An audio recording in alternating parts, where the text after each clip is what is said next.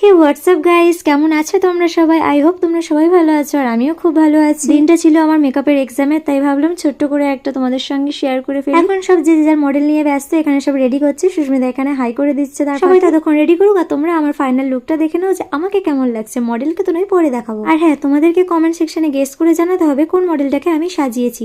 তো চলো কিছু মডেলের সঙ্গে আমি তোমাদের একটু স্ক্রিন শেয়ার করে দেখাই। সবাই কত সুন্দর সাজিয়েছে, দেখো কি মিষ্টি লাগছে না দেখতে?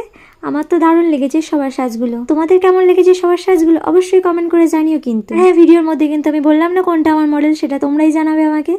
এইখানে দেখো, এটাও আরেকটা মিষ্টি ব্রাইট। এখানে চলছিল এখন দীপিকার মডেলের ফটোশুট, তাই আমি আর দীপিকা এখানে বসেছিলাম। এখানে দেখো আমাদের এক্সামে একটা ছোট্ট মতো বোনও চলে এসেছে গেস্ট হিসেবে। খুব মজা করতে করতেই কাজ করেছি। সবাই এখানে ব্যস্ত আর রজতদার এখানে কমপ্লিট হয়ে গেছে, এর জন্য হাসছি।